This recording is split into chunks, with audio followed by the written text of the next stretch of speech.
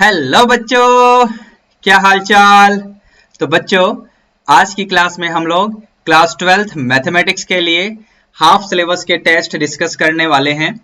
इससे पहले हम लोग ऑलरेडी रिवीजन टेस्ट नंबर 1, जैसा कि आप यहाँ देख पा रहे होंगे, revision test number 1 and revision test number 2, ये दो टेस्ट हम ऑलरेडी डिस्कस कर चुके हैं इन द मंथ ऑफ अगस्त 2020। अगर आपको ध्यान हो तो बच्चों, ये टेस्ट हमने basically half yearly exam preparation को ध्यान में रखते हुए बनाया था। और अभी यानी जो हमने अब मार्च में 2021 में जो सेशन स्टार्ट किए हैं, यहां पर हम लोग अब क्या करने वाले हैं, हाफ सिलेबस टेस्ट नंबर 3, जिसमें आपका एनसीईआरटी का बुक 1 का पूरा जो सिलेबस है उसके ऊपर बेस्ड टेस्ट होगा। फिर हाफ सिलेबस टेस्ट नंबर 4, ठीक है। तो इसमें आपका एनसीईआरटी का जो सेकंड बुक है उसके ऊपर टेस्ट होगा। तो सबसे पहले हम हाफ सिलेबस टेस्ट नंबर 3 को डिस्कस करेंगे, फिर अगली क्लास में हाफ सिलेबस टेस्ट नंबर 4 को डिस्कस करेंगे। तो चलिए अब क्लास स्टार्ट करते हैं, अपने टेस्ट की तरफ बढ़ते हैं बच्चों। तो बच्चों, जैसा कि आप यहाँ देख पा रहे होंगे, this is your half syllabus test number 3। हमें कैसे पता चला, देखो यहाँ पर ये कोड नंबर देखो, ठीक है। बात समझ आ रही है? चलिए आगे बढ़ते हैं जरा। यहाँ पर पार्ट ए सेक्शन फर्स्ट के जो क्वेश्चन है वो 1 नंबर के होंगे, ठीक है, क्योंकि हाफ सिलेबस है तो क्वेश्चन भी आधे होंगे, ठीक है, यानी टोटल 38 क्वेश्चंस नहीं होंगे, half syllabus. Are you getting me? चलिए तो क्वेश्चन 1 से स्टार्ट करते हैं बच्चों। यहाँ पर तो क्या बोला हुआ है, find d2y upon dx2 in terms of x and y। This is important कि डबल डेरिवेटिव निकालना है, लेकिन x और y के टर्म में निकालना है। if y is equal to sin 2t and x is equal to cos 2t। देखिए वैसे तो पैरामीट्रिक फंक्शन है, तो पैरामीट्रिक फंक्शन है तो हम सोचेंगे कि भाई dy upon dt and dx upon dt ऐसे करके हमें करना चाहिए। बिल्कुल ऐसे कर सकते हो, लेकिन आपको डबल डेरिवेटिव निकालना है, वो भी in terms of x and y। तो थोड़ा सा अगर आप थिंकिंग करेंगे तो आपको एक अल्टरनेटिव अप्रोच मिल जाएगा। चलिए मैं आपको दिखाता हूं किस तरीके से करना होगा इसे। आप क्या करिए बच्चों कि ये x और y की जो वैल्यूज गिवन है, आपको इन दोनों का स्क्वायर करके इन्हें ऐड कर दो। 1 मार्कर है, आप डायरेक्टली भी कर सकते हैं, ध्यान रखना, ठीक है। चलिए तो जैसे ही मैं स्क्वायर करके इन्हें ऐड करूंगा, so we will have Y square plus X square is equal to sine square angle में आपका 2t plus cos square angle में आपका 2t, ठीक है। अब ये पूरा आपका हो जाएगा 1। Are you getting me? ठीक है, Y square plus X square will be equal to 1, sine square theta plus cos square theta 1 होता है 10th क्लास के फॉर्मूले, ठीक है। अब यहां से हम डेरिवेटिव स्टार्ट करेंगे बच्चों। तो जैसे हम डेरिवेटिव स्टार्ट करेंगे तो क्या होगा, वाई स्क्वायर के लिए बनेगा 2y into Y dash plus X square के लिए बनेगा 2x इज इक्वल टू 1 का 0 हो जाएगा, ठीक है बच्चों। तो यहां से आपको मिल जाएगा ये, this will be y into Y dash is equal to minus X, ठीक है। मैंने साइड चेंज कर दिया है और 2 कैंसिल भी कर दिया है। अब इसके बाद बच्चों हम लोग यहां से फर्स्ट डेरिवेटिव की वैल्यू निकाल लेंगे। तो फर्स्ट डेरिवेटिव क्या आ जाएगा आपका, माइनस एक्स अपॉन वाई, ठीक है बच्चों। अब क्योंकि हमें डबल डेरिवेटिव निकालना है, तो डबल डेरिवेटिव के लिए हमें इसे एक बार और डिफरेंशिएट करना पड़ेगा। तो चलिए स्टार्ट करते हैं, एक बार और डेरिवेटिव करते हैं बच्चों। तो जैसे एक बार और डेरिवेटिव करेंगे आप लोग, तो Y double dash will be equal to minus x upon Y. समझे, क्वेश्चन रूल ऑफ डेरिवेटिव करने वाला हूं मैं। सो माइनस को बाहर कर दिया मैंने x अपॉन वाई का डेरिवेटिव करने के लिए, तो डिनोमिनेटर का स्क्वायर, फिर y x का 1 माइनस x और y के लिए y डैश, ठीक है बच्चों। तो ये आपका क्या बन जाएगा, minus y minus x into Y dash, ठीक है। x इंटू वाई डैश, देखो यहाँ पर इसे अगर इक्वेशन फर्स्ट बोल दोगे तो यहाँ पर दोनों तरफ x से मल्टीप्लाई कर दो, तो minus x into Y dash का मतलब क्या हो जाएगा, so it will be minus x square upon Y, ठीक है बच्चों। और डिनोमिनेटर में तो आपका ऑलरेडी वाई स्क्वायर पहले से ही है, यहां तक क्लियर है। अब इसके बाद अगर आप एलसीएम लेंगे न्यूमरेटर में, तो दिस विल बी, मैं यहां से टॉप में लेके चलता हूं आपको फ्रॉम दिस साइड यहां पर, ठीक है। तो ये आपका बन जाएगा d2y upon dx2, now that is equal to minus, अब यहां बनेगा आपका Y square plus X square, ठीक है, अपॉन वाई स्क्वायर, तो it will be Y cube, ठीक है बच्चों। और न्यूमरेटर में Y square plus X square की वैल्यू 1 ऑलरेडी हम लोग कहीं निकाल चुके हैं, यहाँ देखिए ध्यान से, ठीक है बच्चों। तो इस वजह से अब ये क्या आ जाएगा आपका -1 upon y to the power 3। तो ये आपका फाइनली आंसर हो जाएगा क्वेश्चन 1 का, ठीक है बच्चों। जो ऊपर वाला क्वेश्चन है उसका आंसर हो गया। अब यहाँ पर एक और क्वेश्चन है, क्योंकि अल्टरनेटिव गिवन है हमें, तो यहाँ पर हमें dy अपॉन dx निकालने के लिए बोल रहा है if y is equal to this. तो ये सिंपल सा क्वेश्चन होना चाहिए, इसका भी सॉल्यूशन कर लेते हैं, यहाँ पर करते हैं जरा। तो यहाँ पर y का डेरिवेटिव आपका हो जाएगा dy अपॉन dx, और टेंजेंट ऑफ थीटा का डेरिवेटिव क्या होगा, तो it will be secant square of theta. तो थीटा यानी साइन इनवर्स x है, इनटू चेन रूल से साइन इनवर्स x का भी डेरिवेटिव करना पड़ेगा, so that will be 1 over under root of 1 minus x square, ठीक है। तो इस पूरे के नीचे मैं डायरेक्टली ऐसे लगा देता हूं under root of 1 minus x square, ठीक है बच्चों, बात क्लियर है, ठीक है। तो ये क्वेश्चन भी सॉल्व हो गया आपका, यानी क्वेश्चन 1 का अल्टरनेटिव भी हम लोग सॉल्व कर चुके हैं, ठीक है। अल्टरनेटिव का आंसर ये रहा, और जो ऊपर वाला क्वेश्चन था उसका आंसर ये रहा। अब चलते हैं जरा क्वेश्चन नंबर 2 में, देखते हैं वहां पर हमें क्या करना है। तो ये रहा क्वेश्चन नंबर 2। तो यहाँ पर हमें प्रिंसिपल वैल्यू फाइंड करना है, बहुत ही सिंपल क्वेश्चन है।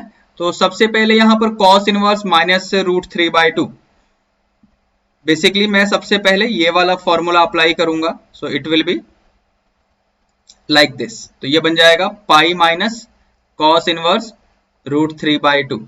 अब कॉस इनवर्स की वैल्यू √3/2 कब होती है, तो कॉस इनवर्स की वैल्यू √3/2 पाई बाय किस पे होती है, पाई बाय 6 पे होती है। तो यहां से अगर आप इसमें एलसीएम लेंगे तो it will B 5 pi by 6। Clear है सबको, ठीक है। अब इसका अल्टरनेटिव भी देख लेते हैं। इसमें क्या करना है, using the principal value evaluate करना है हमें, यानी यहां पर भी प्रिंसिपल वैल्यू का ही यूज करना है और इसकी वैल्यू फाइंड करनी है। तो ये तो सबसे पहले है pi by 6 minus of sine inverse minus of √3/2।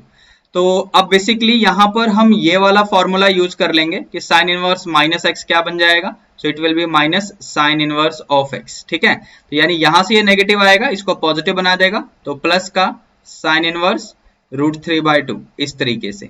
अब साइन इनवर्स √3/2 की वैल्यू क्या हो जाएगी बच्चों, बताइए। सो ये तो पाई बाय 6 पहले से ही है, sine inverse √3/2 that means pi by 3।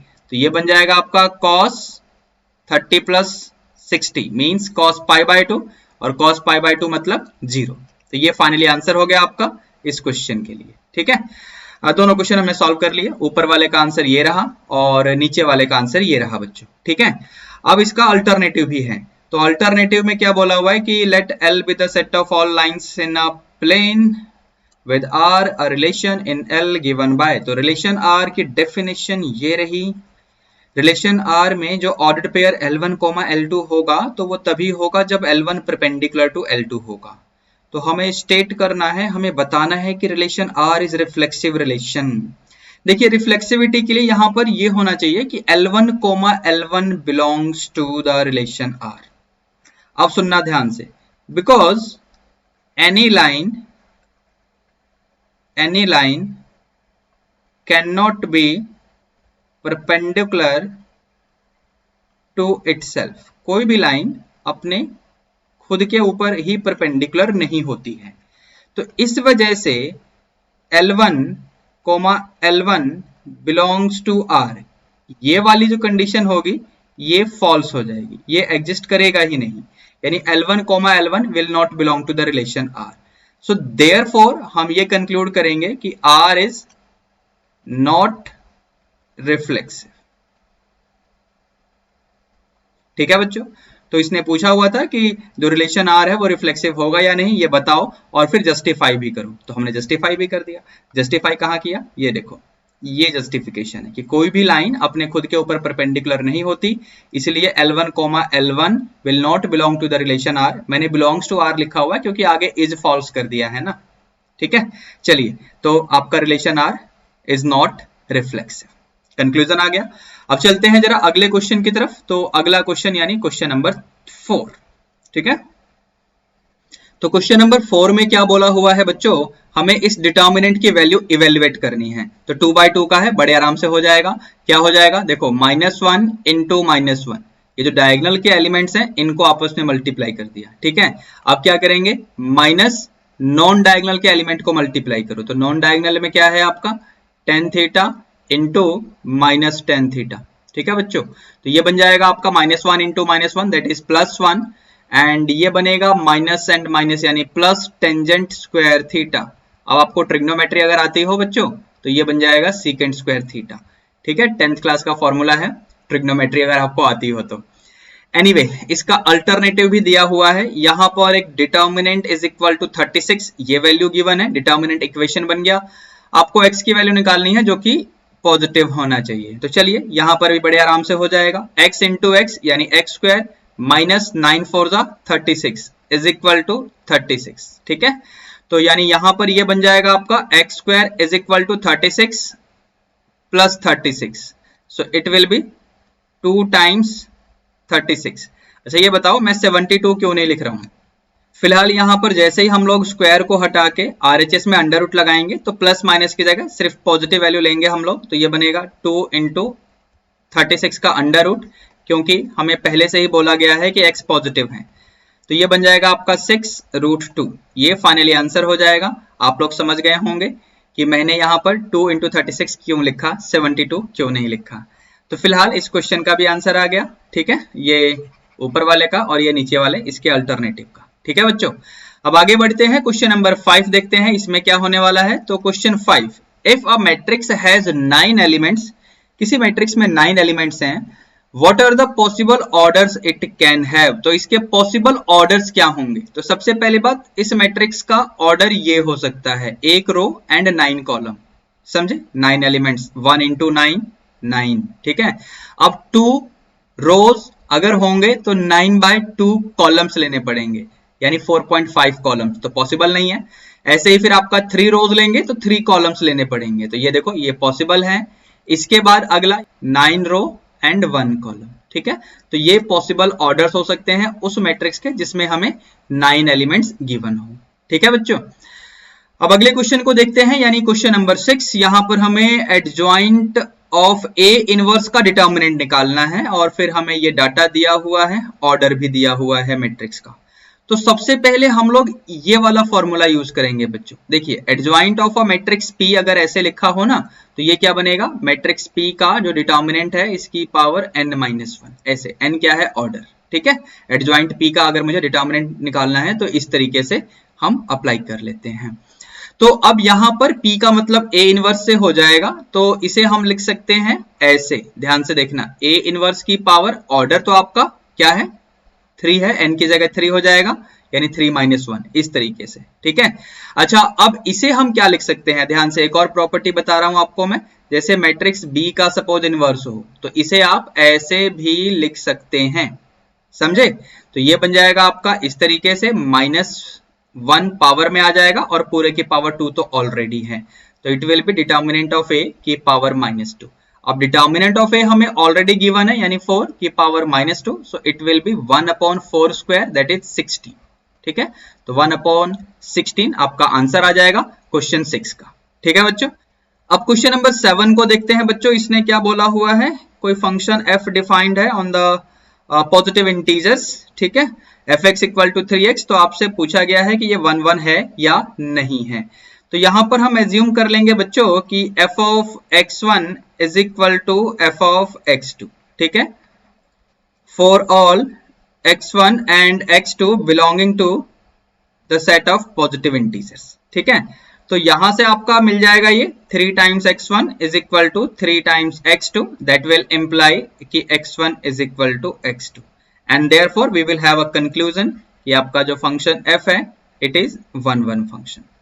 बात समझ आ रही है? ठीक है, क्योंकि जो आउटपुट सेम है तो इनपुट भी सेम हो गया, ये हमने जस्टिफाई कर दिया, इसलिए आपका जो फंक्शन है वो 1 फंक्शन हो जाएगा। ठीक है बच्चों, अब क्वेश्चन 8 देखते हैं। क्वेश्चन 8 में क्या है, तो यहां पर हमें इंटरवल पता करना है in which the function is increasing और डिक्रीजिंग। ठीक है, तो सबसे पहले डेरिवेटिव कर लेते हैं इसका। तो f डैश x क्या आ जाएगा आपका, 1/3 तो है ही, x क्यूब का हो जाएगा 3 टाइम्स x स्क्वायर और x स्क्वायर है आपका तो 2x प्लस 4x का 4, so it is going to give you this value. ठीक है, और अब यहां से हमें क्रिटिकल पॉइंट निकालने हैं कि नहीं, ये देखो मैं यहां पर डायरेक्टली ही कर दूंगा। एक बार देखना ध्यान से, क्या इसको ऐसे लिख सकते हैं, चेक करिए। अगर आप होल स्क्वायर ओपन करेंगे तो पिछला स्टेप आपको मिल जाएगा।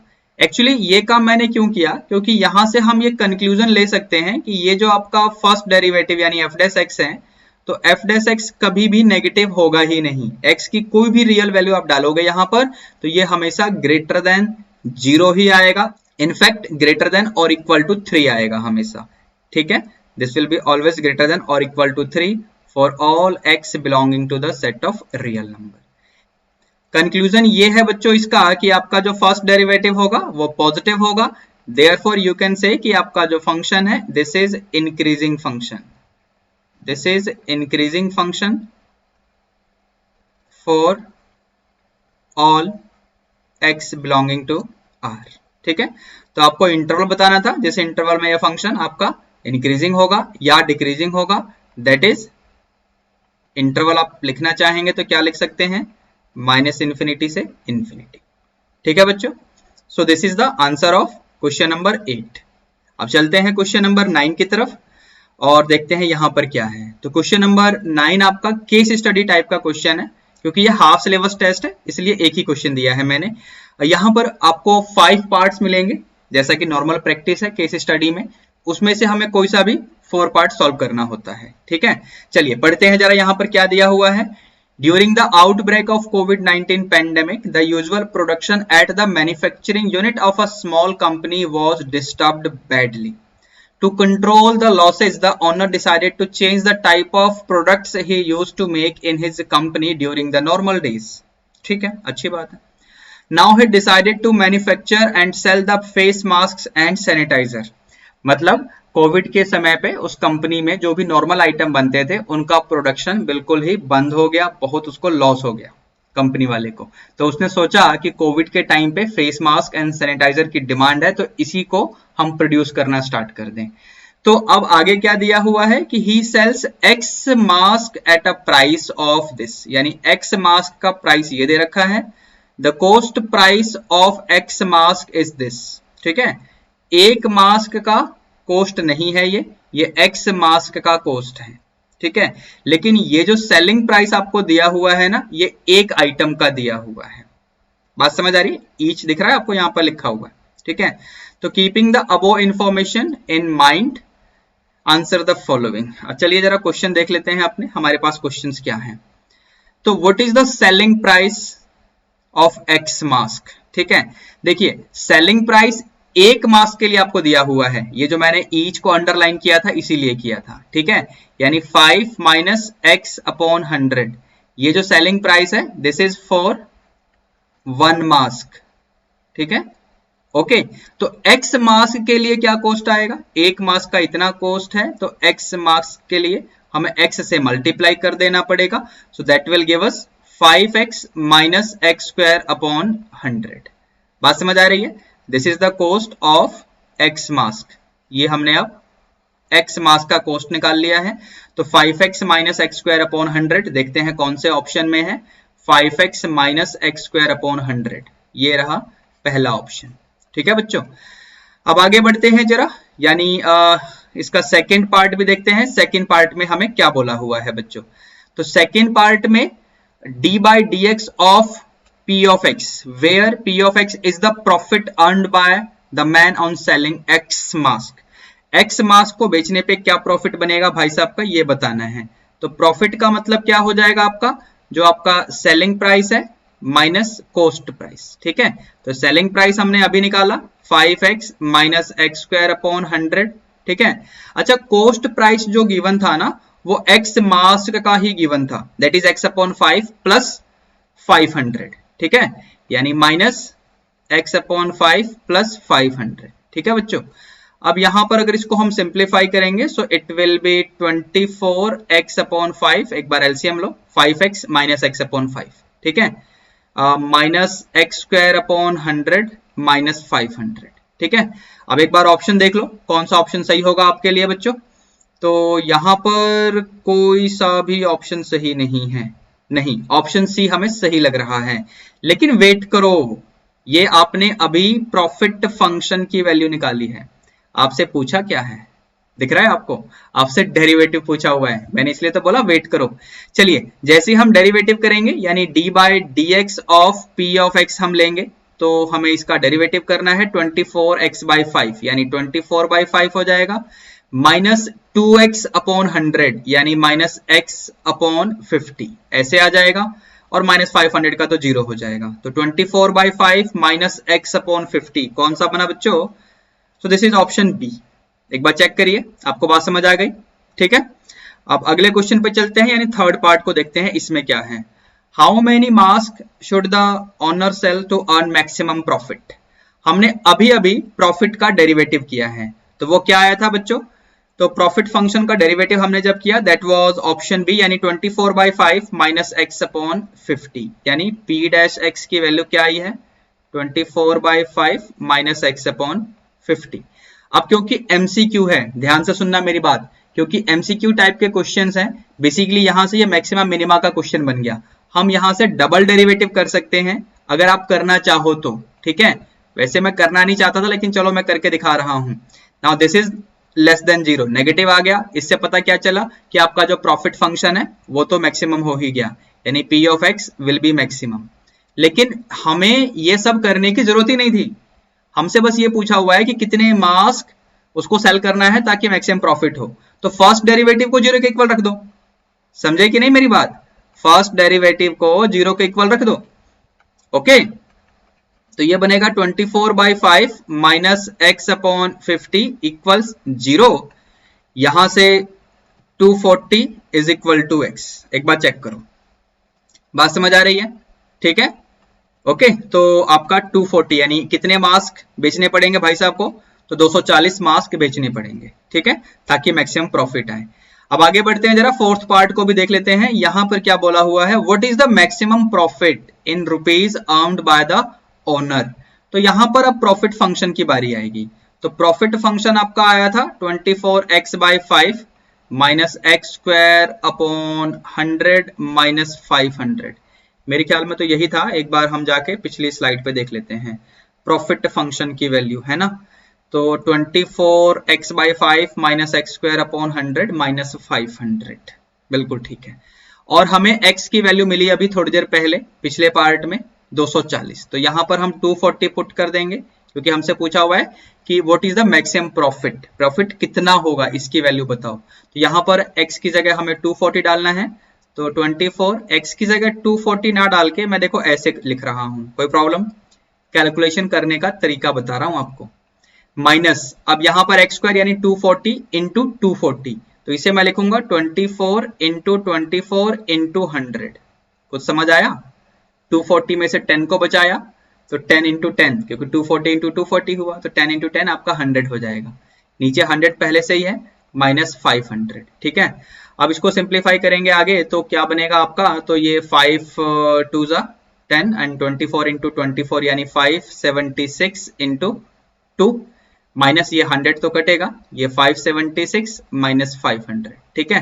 तो यहां से 576 कॉमन लेंगे, तो 2 माइनस 1, बाहर आपका माइनस 500 पहले से ही है, सो it is 576 minus 500, so finally आपका आंसर आ जाएगा 76, ठीक है बच्चों।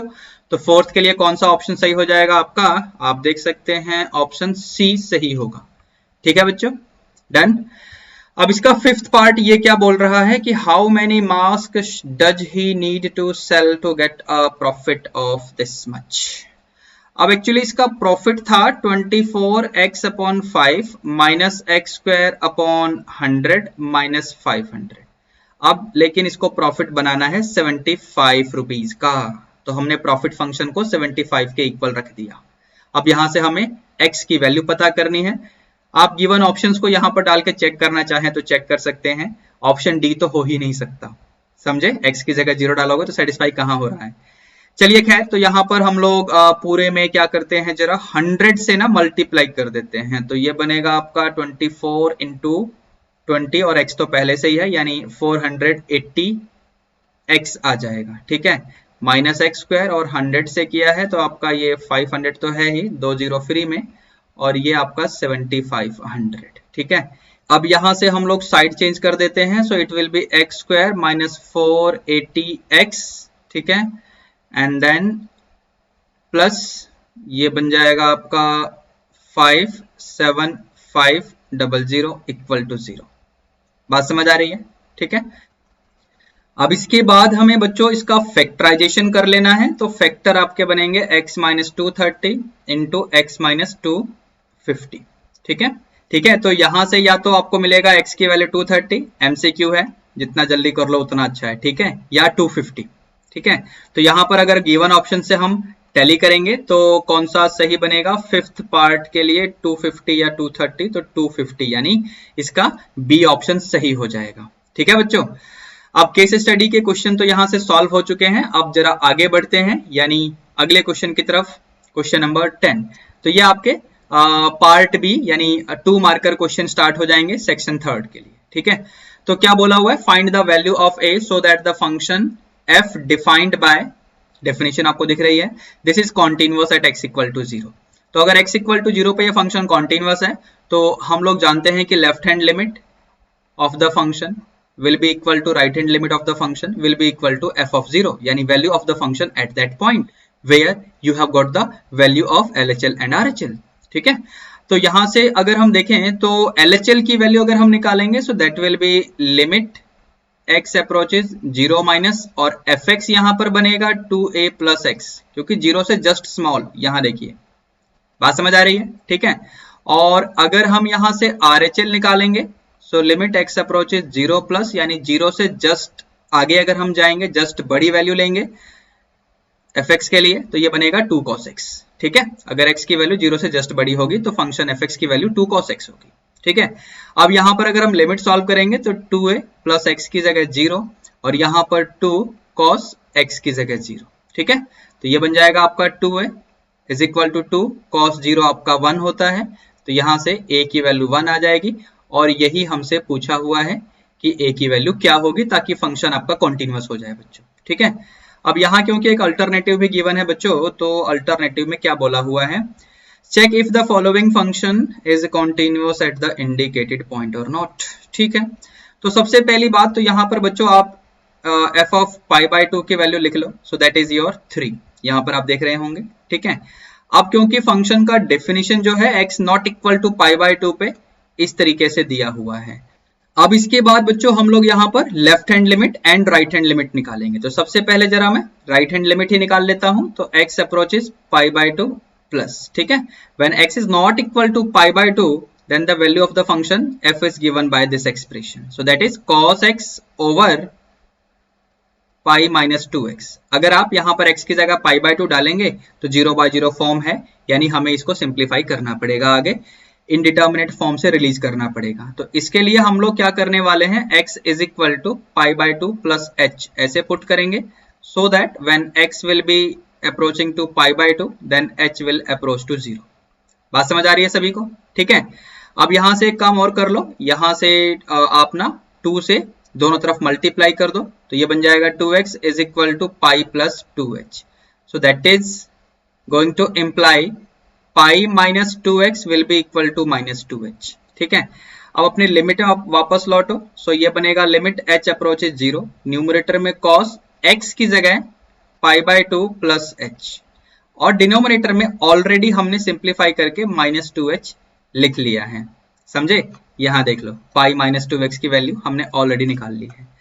अब इसके बाद आगे हम बढ़ेंगे तो ये बनेगा आपका limit h approaches 0 cos 90 plus angle, यानी साइन ऑफ एंगल तो आएगा, यानी साइन h तो आएगा, लेकिन 90 प्लस थीटा क्वाड्रेंट सेकंड हुआ जिसमें आपका cos फंक्शन नेगेटिव होता है। ठीक है, अब साइन h आ गया तो इसको अपने नीचे सिर्फ h चाहिए होगा, लेकिन इस वजह से यहां पर 1 अपॉन माइनस 2 को मुझे सेपरेट करके लिखना पड़ेगा बच्चों।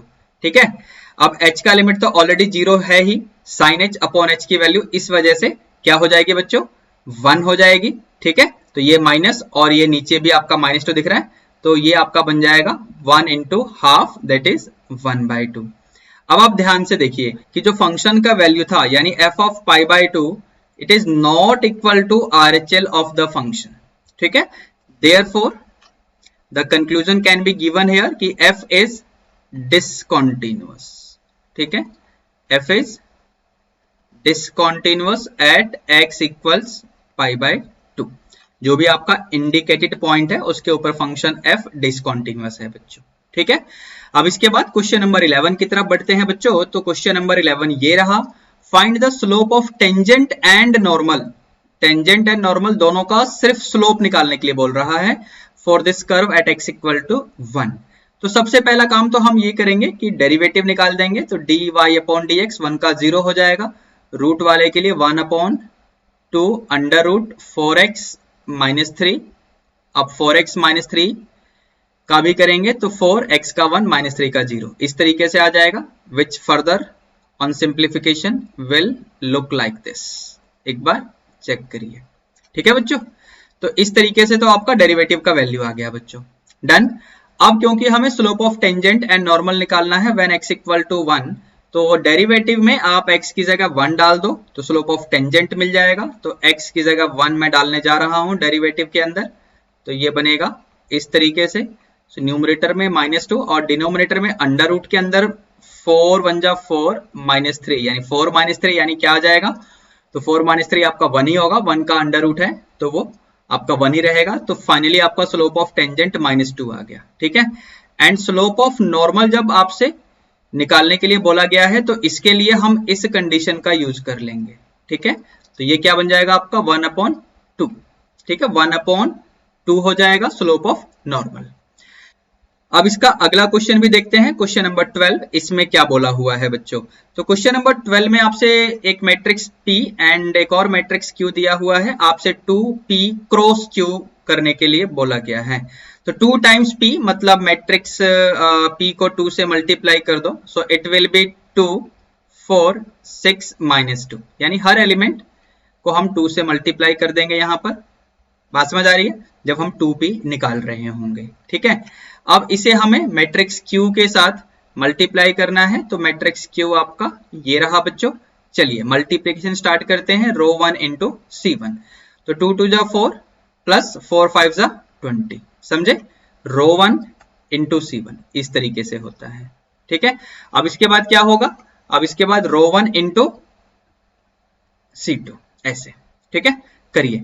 तो 2 into 1 that is 2 plus 4 into -1, ठीक है, यानी -4 आ जाएगा। फिर ऐसे ही रो 2 इंटू C1 करेंगे तो 6 2 जा 12 एंड -2 इंटू 5 यानी -10 हो जाएगा। फिर 6 1 जा 6 प्लस 2, ठीक है। इसको सिंप्लीफाई कर लेते हैं आगे, तो ये बनेगा 24, this is -2, this is 2 and this is 8, ठीक है बच्चों। तो ये आपका फाइनली आंसर आ गया क्वेश्चन नंबर 12 के लिए, ठीक है बच्चों। अब इस क्वेश्चन का भी हमें एक अल्टरनेटिव गिवन है, तो अल्टरनेटिव अगले पेज पे है, जरा इसको देख लेते हैं। तो यहाँ पर एक मैट्रिक्स A दिया हुआ है, एक मैट्रिक्स B दिया हुआ है, आपसे A plus B and A minus B की वैल्यू पूछी गई है। तो सबसे पहले A प्लस बी निकाल लेते हैं। तो A प्लस बी निकालने के लिए हमें दोनों मैट्रिक्स को सिंपली ऐड कर देना है, करस्पॉन्डिंग एलिमेंट्स को ऐड करते हुए। तो -1 प्लस 2 यानी 1 हो जाएगा, 3 प्लस 2 यानी 5 हो जाएगा, फिर ये आपका 0 हो जाएगा, फिर ये 4 हो जाएगा, this is -2 and this is 4, ठीक है बच्चों।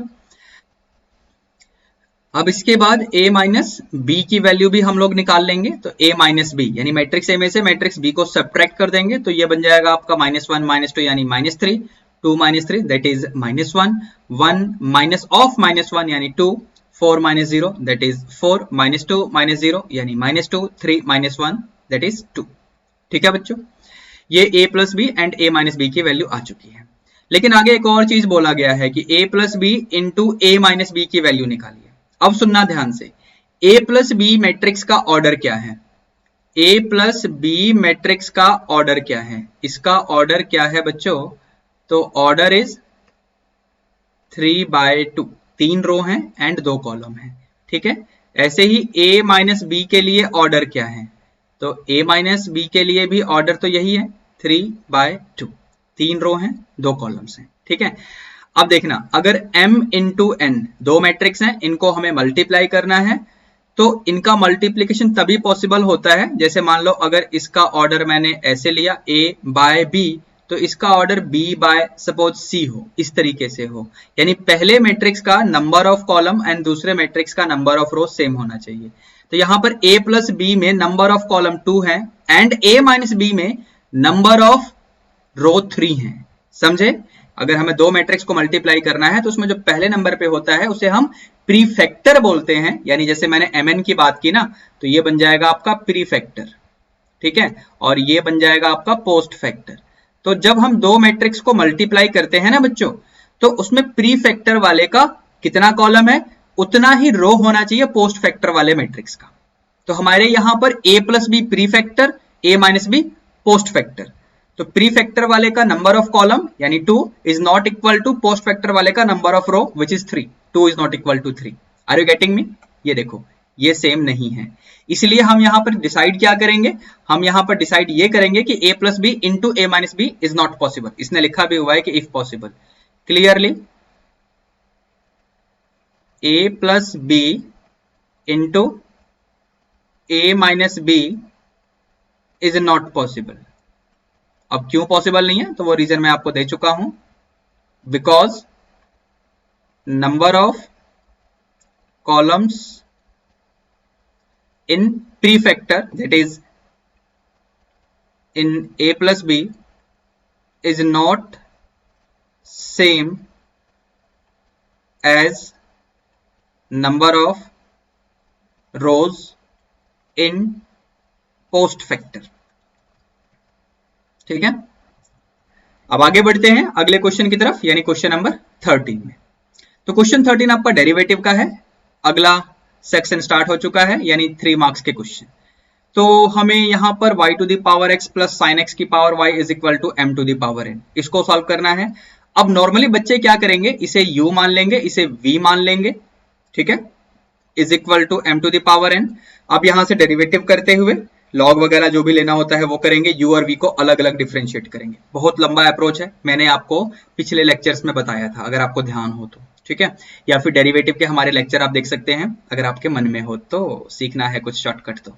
चलिए यहां पर इसको हम इस तरीके से लिखेंगे, e to the power x ln of y, ठीक है, लिख सकते हैं, plus e to the power y ln of sin x, और RHS में क्योंकि कांस्टेंट है उसे एज इट इज रहने दो। अब यहां से हम लोग करेंगे अपना डेरिवेटिव शुरू। तो जैसे ही डेरिवेटिव स्टार्ट करेंगे बच्चों, तो e वाले का डेरिवेटिव तो सेम रहेगा, e to the power x ln of y।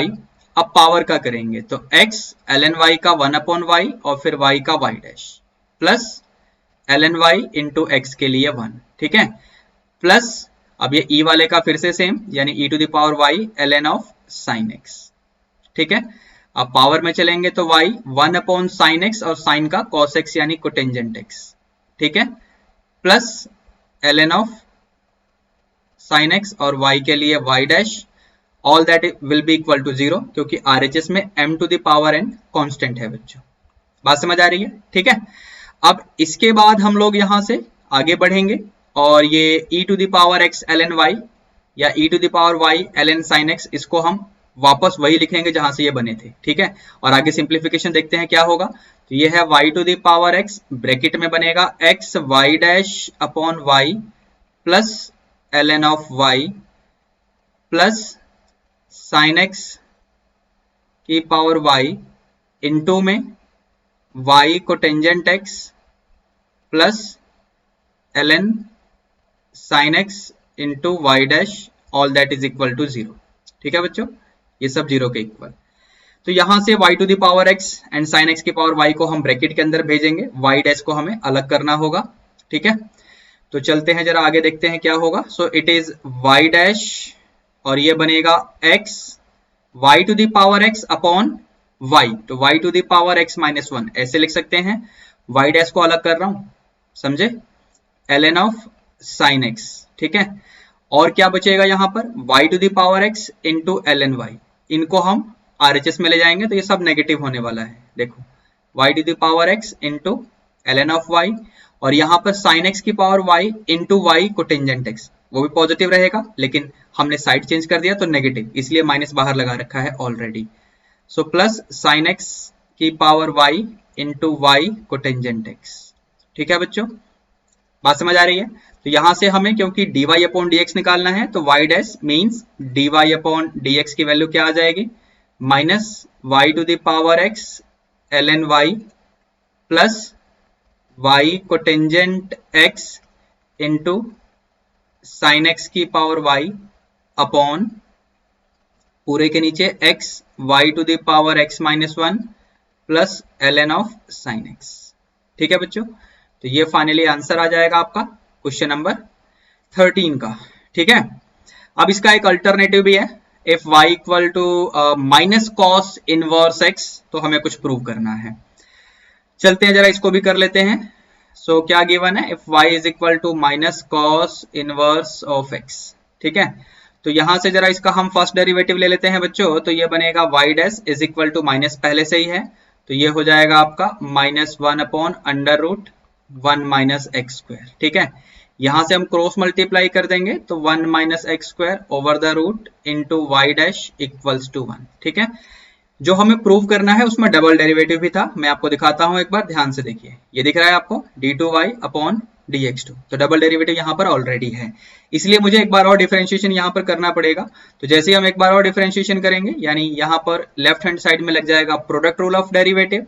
ठीक है, इस तरीके से ये y डैश अब रूट वाले का करेंगे तो 1 upon 2 under root 1 minus x square, under root वाले का भी करेंगे तो 1 का 0 माइनस एक्स स्क्वायर के लिए माइनस 2x।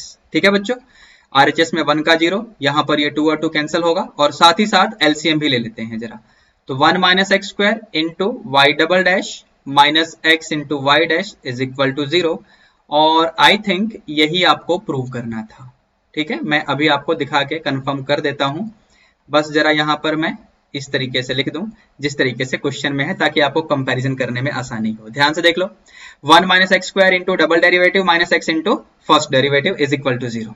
ये देखिए ध्यान से, 1 minus x square into double derivative minus x into first derivative is equal to 0। बात समझ आ रही है? तो ये क्वेश्चन भी पूरा हो गया। अब आगे बढ़ते हैं, क्वेश्चन नंबर 14 को देखते हैं, इसमें क्या बोला हुआ है। Show that the relation R in the set Z of integers given by R equal to this. Definition आपके सामने है, as multiple of 4 is an equivalence relation। तो सबसे पहले हम लोग यहाँ पर ना रिफ्लेक्सिविटी चेक करेंगे।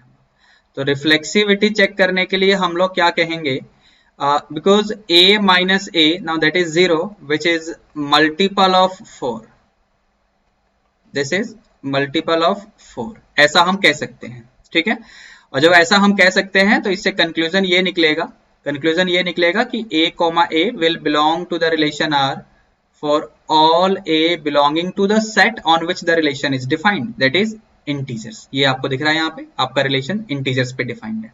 ठीक है बच्चों, तो यहां से कंक्लूजन क्या मिला कि R इज रिफ्लेक्सिव। बात समझ आ रही है सभी को? अब जरा सिमेट्री भी चेक कर लेते हैं। तो सिमेट्री के लिए हम लोग यहाँ पर पहले एज्यूम करेंगे कि let a comma b will belong to the relation R for all a and b belonging to the set of integers. ठीक है, तो यहां से ये कंक्लूजन निकलेगा कि a minus b is multiple of 4। ठीक है, तो अगर a माइनस b 4 का मल्टीपल होगा, so we can write it like this, which further can be written like this also। एक बार देखिए ध्यान से, ऐसे भी लिख सकते हैं।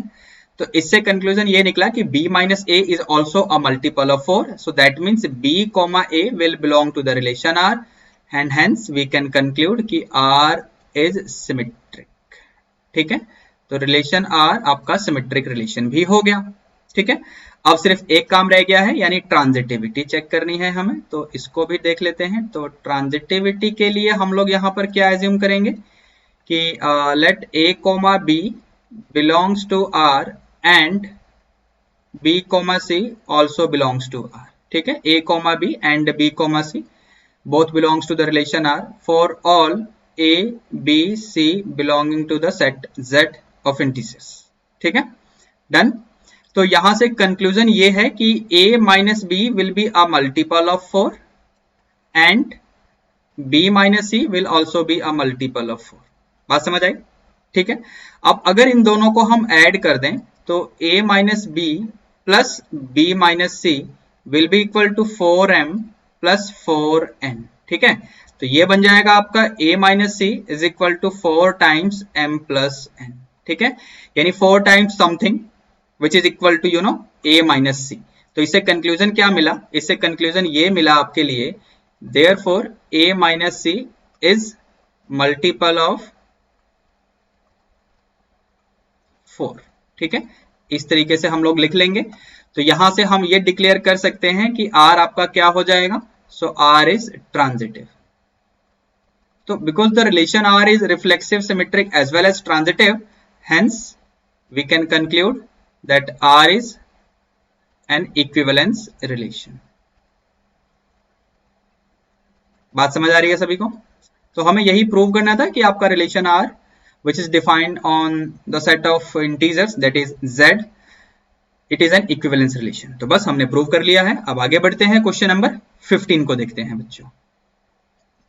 15 में हमें कॉन्टिन्यूटी डिस्कस करना है फंक्शन के लिए। चलिए काम शुरू करते हैं। तो सबसे पहले हम लोग क्या करेंगे यहाँ पर, तो बच्चों सबसे पहले यहाँ पर हम लोग क्या करते हैं, राइट हैंड लिमिट फाइंड कर लेते हैं जरा। तो राइट हैंड लिमिट के लिए फंक्शन की वैल्यू बन जाएगी 4 माइनस एक्स। अब x की वैल्यू यहाँ पर अगर हम डाल देंगे तो 4 माइनस 0 यानी 4 आ जाएगा। ठीक है, अब जरा हम लेफ्ट हैंड लिमिट फाइंड कर लेते हैं बच्चों। तो लेफ्ट हैंड लिमिट के लिए फंक्शन की वैल्यू बन जाएगी sine x upon x plus 2। ठीक है, अब x की जगह जैसे आप 0 पुट करेंगे तो ये 1 प्लस 2 दैट इज 3। तो जैसे कि आप देख पा रहे हैं कि left hand limit is not equal to right hand limit, therefore the function f is discontinuous. The function f is discontinuous at x equal to 0। ठीक है बच्चों, क्लियर? बहुत छोटा सा क्वेश्चन था। चलते हैं आगे बढ़ते हैं, क्वेश्चन नंबर 16 को देखते हैं। अब ये बड़ा ही प्यारा क्वेश्चन है बच्चों। Express sign inverse 3/5 minus cos inverse 15/17 in terms of tan inverse. अब सुनना ध्यान से, मैंने यहां पर कुछ लिखा हुआ है, recommend to check NCERT chapter 2 example 10 and example 11। ये क्यों लिखा हुआ है, ध्यान से सुनना। यहां पर बच्चों इस क्वेश्चन को हम लोग अगर सॉल्व करते हैं तो आइडियली हम लोग ये सोचते हैं कि पहले साइन इनवर्स को टेन इनवर्स में चेंज कर लेंगे, कॉस इनवर्स को भी टेन इनवर्स में चेंज कर लेंगे। तो फिर ये बन जाएगा tan inverse 3/4 minus tan inverse, this is your 8/। ठीक है, अब यहां tan inverse x minus tan inverse y का फॉर्मूला लगा लेंगे और सॉल्व कर लेंगे। आइडियली हम ये सोचते हैं, लेकिन यहां पर रुकिए, अगर आप ऐसे करने के लिए सोचेंगे तो आपके मन में एक ख्याल और आएगा कि भाई ये जो फॉर्मूला मैंने बोला tan inverse x minus tan inverse y वाला, ये फॉर्मूला तो डिलीट हो गया है ना इस साल। Properties of inverse trigo functions from chapter 2 are deleted. लेकिन बच्चों जो एग्जाम्पल मैंने आपको रेफर करने के लिए बोला है ना, उन एग्जाम्पल्स को देखना आप लोग। एनसीईआरटी में हमें अल्टरनेटिव अप्रोच दिया हुआ है ऐसे क्वेश्चंस को सॉल्व करने का, समझे?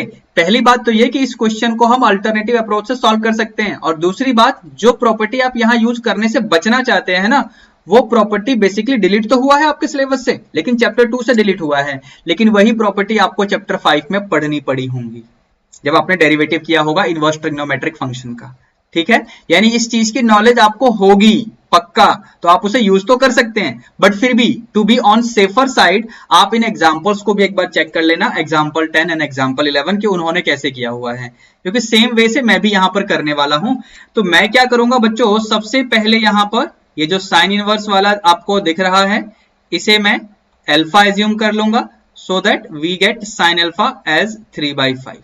ठीक है, और यहां से मैं tan अल्फा भी निकाल लूंगा। सो आपका ये पाइथागोरस ट्रिपलेट अगर आपको ध्यान हो ना, तो ये 3 4 5 का ट्राइंगल हो जाएगा, तो tan अल्फा की वैल्यू ये आ जाएगी। ठीक है, ऐसे ही मैं cos इनवर्स 15/17 इसको बीटा मान लेता हूं जरा, तो यहां से cos बीटा आपका आ जाएगा 15/17। ठीक है, तो ये देखो इस तरीके से बन जाएगा, ये भी आपका ट्रिपलेट ही है, ये 15 ये 17, तो ये आपका 8 हो जाएगा। तो यानी यहां से आपको टेंजेंट ऑफ बीटा की वैल्यू मिल जाएगी 8/15। ठीक है बच्चों, अब बच्चों क्योंकि आपको ये फॉर्मूला याद होगा tangent of alpha minus beta का फॉर्मूला, ये फॉर्मूला क्या होता है, 11th क्लास का फॉर्मूला है, tan alpha minus tan beta upon 1 plus tan alpha into tan beta. ठीक है, तो बच्चों अब इसके बाद यहां पर हम tan alpha and tan beta की वैल्यू रिप्लेस कर देंगे, सो विच इज 3/4 माइनस 8/15। ठीक है, अपॉन 1 प्लस 3/4 इंटू 8/15। ठीक है, अब यहाँ पर एलसीएम ले लेते हैं, तो 15 3 जा 45 माइनस 8 4 जा 32 अपॉन 60 अपॉन 15 4 जा 60 इंटू 1 प्लस 8 3 जा 24 अपॉन 60। अब दोनों के डिनोमिनेटर में जो 60 आएगा ना वो कैंसिल कर दिया है मैंने डायरेक्टली, ठीक है।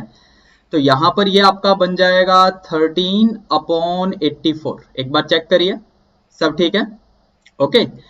अब यहां से बेसिकली ये वैल्यू मिली है हमें tangent of alpha minus beta की, तो यहां से अल्फा माइनस बीटा आ जाएगा 10 इनवर्स ऑफ 13 अपॉन 84, ठीक है बच्चों। तो अल्फा और बीटा की वैल्यू हमने क्या एज्यूम की थी, अब हम उसे रिप्लेस बैक कर देंगे, तो sine inverse 3/5 minus cos inverse 15 upon 17 is equal to 10 inverse of 13 upon 84। So this is the final answer of this question, ठीक है बच्चों। There is an alternative approach, ये ध्यान रखना, और इन एग्जांपल्स को रेफर करना मत भूलना, ठीक है। देख लेना एक बार, मेरी बात का आपको विश्वास हो जाएगा। चलते हैं क्वेश्चन नंबर 17 की तरफ। तो बच्चों यहां पर ये बड़े क्वेश्चंस हैं, यानी 5 मार्कर क्वेश्चन हैं। तो यहां पर क्या दिया हुआ है, find the inverse of this matrix Hence use it to solve the system of equations। हमें सिस्टम ऑफ इक्वेशंस भी सॉल्व करनी है, लेकिन सबसे पहले हमें मैट्रिक्स का इनवर्स निकालना है। तो सबसे पहला काम आप लोग क्या करिए बच्चों, इस मैट्रिक्स का ना नामकरण कर दो। सबसे पहले तो इसको मैट्रिक्स ए बोल दो, ठीक है। अब इसके बाद इसका ना हम डिटर्मिनेंट निकाल लेंगे। तो डिटर्मिनेंट जब फाइंड करेंगे तो क्या बनेगा भाई, रो 1 से एक्सपेंड कर दो। इसका डिटर्मिनेंट अगर आप लिख लोगे तो मैं डायरेक्टली कर रहा हूं, तो 0 इंटू एनीथिंग, खत्म कहानी, -2 इंटू, अब यहां पर क्या आएगा आपका, तो 4 1 जा 4 -3 2 जा 6, यानी 4 - 6 दैट इज -2। फिर आपका प्लस -3 इंटू क्या बनेगा, -2 + 3 दैट इज 1। तो ये बनेगा आपका 2 2 जा 4 -3, 4 - 3 यानी 1 आ जाएगा, ठीक है। तो डिटर्मिनेंट की वैल्यू तो आपको मिल गई। अब डिटर्मिनेंट क्योंकि 0 नहीं है, देयरफॉर इस मैट्रिक्स का इनवर्स तो एग्जिस्ट करेगा, ठीक है। अब वो क्या आएगा ये देख लेते हैं जरा। तो इसके लिए हमें अब कोफैक्टर्स लिखने हैं। तो हम यहां पर कंसीडर कर लेंगे कि consider capital Aij be the cofactor of Aij of the matrix A, ठीक है। तो यहां पर जैसे ही हम लोग कोफैक्टर्स लिखेंगे, यानी A11, ठीक है, तो A11 फिर A12 फिर A13, ठीक है, इनकी वैल्यूज हमें लिखनी है। और फिर आपका आएगा A21, ये पहले से लिख के रख लो, अच्छा रहता है, टाइम बच जाता है, बाद में हमें सिर्फ वैल्यूज निकालनी होती हैं, ज्यादा कंफ्यूजन नहीं आता है। मैं तो ऐसे ही करता हूँ, आई विल एडवाइज कि आप भी ऐसे ही करो, ठीक है। चलिए, अच्छा प्लस माइनस भी आपको याद होगा क्या होता है भाई, plus minus plus minus plus minus plus minus plus alternatively, ठीक है।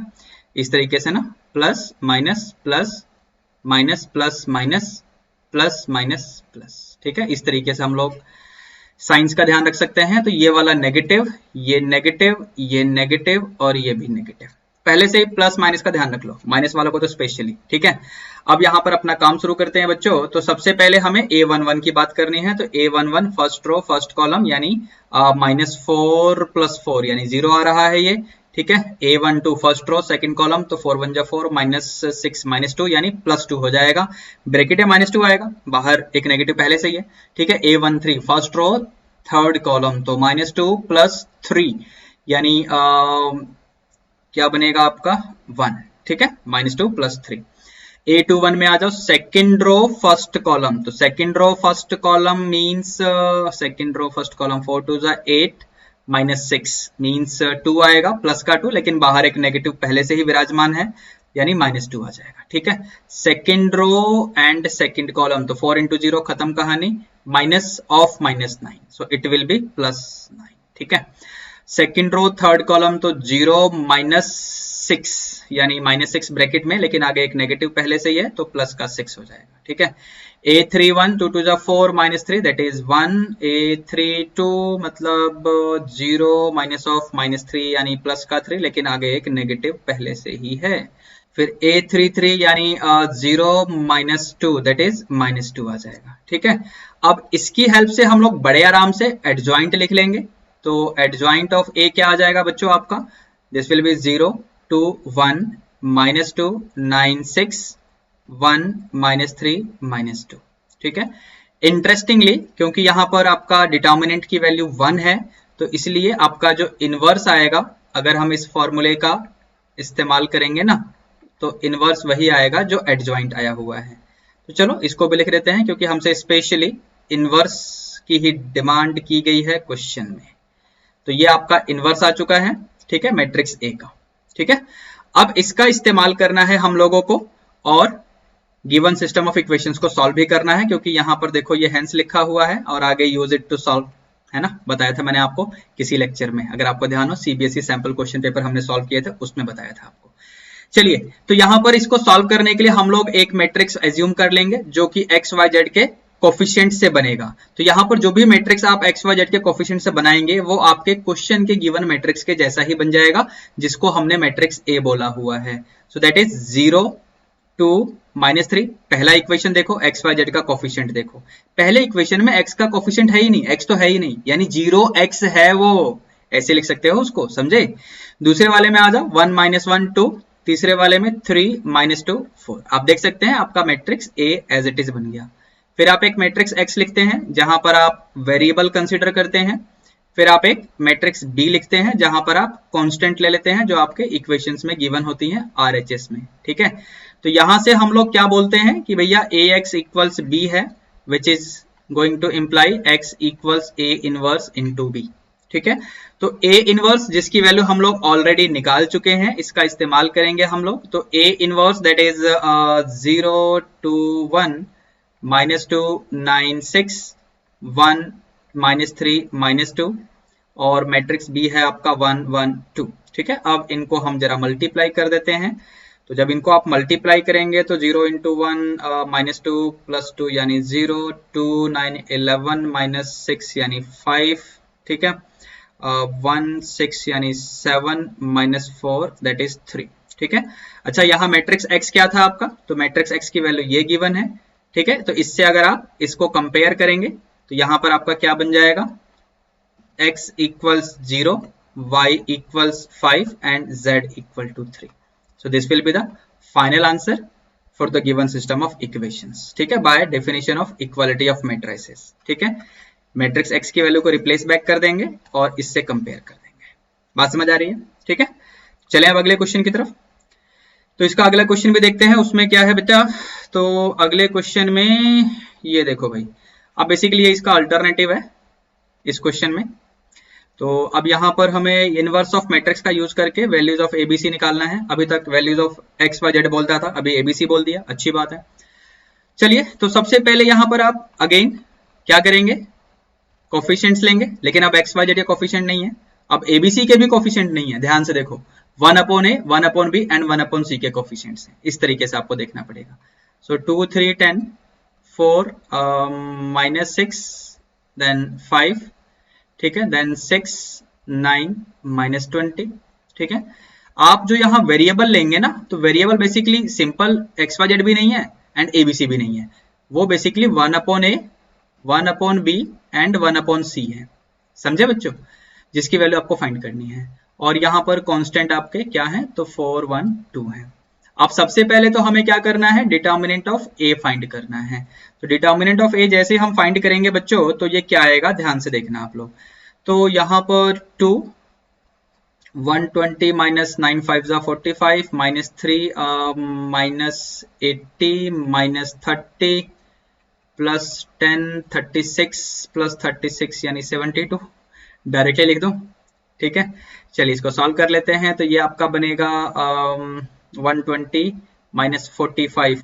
तो 120 - 45 क्या बना, 75 × 2 यानी 150। ये बनेगा माइनस का 110 और -3 पहले से ही है यानी प्लस का 330 और ये बनेगा 720। अब इस पूरे को हम ऐड कर देंगे तो ये बनेगा 750 यानी 800 900 यानी 1200। ठीक है, ये 1200 आ जाएगा which is not equal to 0। So that is a confirmation कि A inverse will exist for sure. ठीक है, वैसे ये लिखने की जरूरत नहीं है, मैंने लिख दिया। ठीक है, एनीवे अब जरा यहाँ कोफैक्टर्स वगैरह लिख लेते हैं। तो consider Aij be the cofactor of element Aij of matrix A। ठीक है, तो यहाँ पर A11 लिखेंगे आप, तो पहले टेबल ही बना लो, A12 A13, ठीक है। फिर आपका ये A21, फिर ये A22, फिर ये A23, ठीक है बच्चों। And then finally you will have A31, A32 and then A33। अब इनकी वैल्यूज पॉजिटिव नेगेटिव पहले से ही डिसाइड कर लेते हैं हम लोग, that is going to help us. अब A11 के लिए आपका आ जाएगा 75, A12 आपका -110 यानी प्लस का 110 आ जाएगा, ये आपका 72, ठीक है। A21, तो A21 second row first column, तो ये आपका आ जाएगा -150 यानी प्लस का 150, ठीक है। A22 second row and second column, तो ये आपका आ जाएगा माइनस का 100। अब आपका A23 यानी 18 -18 यानी माइनस का 0, -0 + 0 एक ही बात होती है भाई, 0 ही लिख दो। चलिए A31 ये आपका आ जाएगा 15 60 यानी 75, ठीक है। A32 यानी 10 - 40 यानी -30 यानी प्लस का 30 हो जाएगा, और ये आपका -12 और -12 दैट इज -24, ठीक है। तो यहां से बेसिकली हमें सबसे पहले मिलेगा एडजॉइंट ऑफ ए, तो एडजॉइंट ऑफ ए क्या आ जाएगा बच्चों, सो दैट इज 75 110 72, फिर आपका है ये 150, this is -100, this is 0, this is 75 30 and -24। ये तो आपका एडजॉइंट आ गया बच्चों, ठीक है। अब यहाँ पर हमें इनवर्स भी लिखना है, तो ए इनवर्स के लिए हमें एडजॉइंट को डिटर्मिनेंट से डिवाइड करना पड़ेगा, यानी 1/1200, और ये पूरा आपका एडजॉइंट वाला फिर से लिख दो, ये आपका आ गया इस तरीके से, ठीक है। This is 75 30 and -24, this is the value of A inverse, ठीक है। अब जो भी हमने यहाँ पर एजम्पशंस ली थी मैट्रिक्स ए, मैट्रिक्स एक्स और मैट्रिक्स बी की, तो हमें पता है कि x equals A inverse into B तो बनने वाला है, ठीक है। तो अब ए इनवर्स की वैल्यू हम निकाल चुके हैं, इंटू बी करते हुए हमें अब x मैट्रिक्स मिलेगा, और फिर वहां से 1/a 1/b 1/c की वैल्यू मिलेगी, और फिर फाइनली abc की वैल्यू मिलेगी। तो चलते हैं जरा अगले पेज पे देखते हैं क्या होने वाला है। तो यहाँ पर matrix x means 1/a 1/b 1/c, now that is equal to a inverse, तो ये रहा आपका a इनवर्स, इनटू b भी आएगा, सो this is your 75 110 72, this is 150, this was I think -100 0, this is 75 30 -24। एक बार देख लेते हैं, कंफर्म कर लेते हैं। 75 110 72, ठीक है। 150 -100 0 75 30 -24, बिल्कुल ठीक है, ठीक है। यहाँ से मैट्रिक्स भी 412 ये भी लिखना है हमें यहाँ पर, अब मल्टीप्लाई में 412। चलिए अब इनका मल्टीप्लिकेशन करेंगे, और ये 1/1200 इसको मत भूलना। जैसे आप मल्टीप्लिकेशन करेंगे तो ये आपका आ जाएगा 600, एक बार देखो ध्यान से, दिस विल बी 60 यानी 440 60 यानी आपका 400, ठीक है। एंड नेक्स्ट आपका 240, ठीक है। बात समझ आ रही है सभी को, क्लियर है। तो अब इसके बाद यहाँ पर हमें 1/1200 दिया हुआ है, मींस ये बन जाएगा आपका 1/2 1/3 240/1200 मींस 1/5। तो यहाँ से अगर हम by the definition of equality of matrices की बात करें, by the equality of matrices अगर हम इसकी बात करें बच्चों, तो यहाँ से हमें 1/a की वैल्यू मिलेगी, फिर 1/b की वैल्यू मिलेगी, एंड फिर 1/c की वैल्यू मिलेगी, ठीक है। तो फाइनली यहां से हमें बच्चों a मिलेगा यानी 2, फिर b मिलेगा यानी 3, एंड फाइनली c मिलेगा that is 5। So this is the answer of given system of equations, ठीक है। अब आगे बढ़ते हैं, जरा देखते हैं अगला क्वेश्चन क्या है, यानी क्वेश्चन नंबर 18, ठीक है। यहाँ पर क्या बोला हुआ है, find the equation of normal at a point on this curve which passes through the point. अब ये जो पॉइंट है ना, बेसिकली ये आपके इस कर्व के लिए ना पॉइंट ऑफ कांटेक्ट नहीं बनेगा, आप चेक कर सकते हो। पॉइंट ऑफ कांटेक्ट कर्व के ऊपर लाई करता है, x की जगह 1 एंड y की जगह 2 डाल के देख लो, सेटिस्फाई नहीं कर रहा है। यानी यहाँ पर आपको जो नॉर्मल लिखना है ना उसका पॉइंट आपको पता ही नहीं है, ये ध्यान रखना, ये कंफ्यूजन होती है ऐसे क्वेश्चंस में।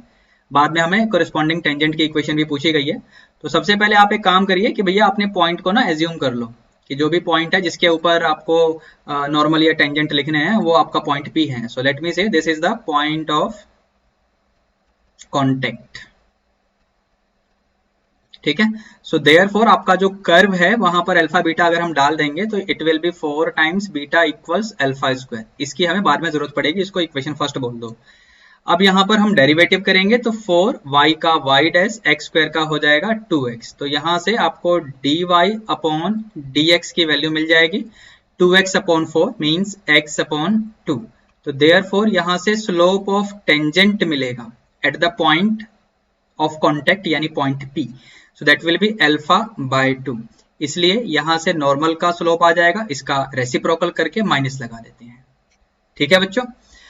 अब इसके बाद हमें इक्वेशन ऑफ नॉर्मल की बात करनी है। तो इक्वेशन ऑफ नॉर्मल किस तरीके से बनेगा, y minus y1 means beta, अब इसका स्लोप है -2 upon alpha and x minus x1, इस तरीके से ये आपका नॉर्मल है। अब इस क्वेश्चन में ये जो पॉइंट दिया हुआ है ना 1,2, ये कैसा पॉइंट है जरा समझना ध्यान से। पहली बात तो ये जो कर्व है ना वो पैराबोलिक है, तो हमें समझाने में भी आसानी रहेगी, ये आपका अपवर्ड पैराबोला बनेगा, ठीक है। अब ये जो पॉइंट P है ना बच्चों, मान लो कहीं पर भी मैं बना देता हूं, जैसे मान लो ये आपका पॉइंट P रहा होगा जिस पे ये मैंने टेंजेंट ऐसे प्लॉट कर दिया। अब सुनना ध्यान से बच्चों, यहां से राइट एंगल पे आपका नॉर्मल जाता है, यही होता है आपका नॉर्मल, ये राइट एंगल बनता है पॉइंट ऑफ कॉन्टेक्ट पे। अब एक्चुअली ये जो पॉइंट दिया हुआ है ना 1,2, अगर इसको फिलहाल के लिए मैं पॉइंट A एज्यूम कर लूं, समझाने में हेल्प रहेगी मुझे, तो ये जो पॉइंट है ना ये आपके इस नॉर्मल के ऊपर है, कहीं और कहीं भी हो सकता है, ठीक है, लेकिन पॉइंट ऑफ कांटेक्ट नहीं है, ये तो गारंटी है। क्योंकि पॉइंट ऑफ कांटेक्ट अगर होगा यानी 1,2 जिसको मैंने A बोला, अगर ये पॉइंट ऑफ कांटेक्ट होगा तो ये कर्व की इक्वेशन को भी सेटिस्फाई करेगा, जो कि नहीं कर रहा है, वो मैंने सबसे पहले आपको चेक करके दिखाया।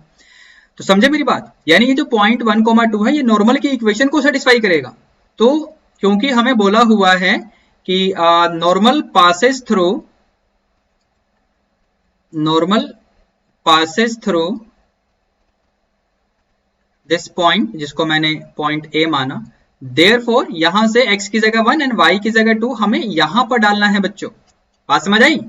चलिए डाल देते हैं जरा। अच्छा, बीटा की जगह अल्फा स्क्वायर अपॉन 4 भी लिखेंगे इक्वेशन फर्स्ट में से, वो भी ध्यान रखना। तो फिलहाल y की जगह 2 माइनस बीटा की जगह alpha square upon 4 is equal to -2 upon alpha and x की जगह 1 माइनस अल्फा। यहां पर हमने इक्वेशन फर्स्ट की भी हेल्प ली है, ठीक है बच्चों। अब यहां से सिंप्लीफाई करना है हमें, बेसिकली अल्फा की वैल्यू निकलेगी सबसे पहले, फिर बीटा की निकलेगी, देखते हैं क्या होता है।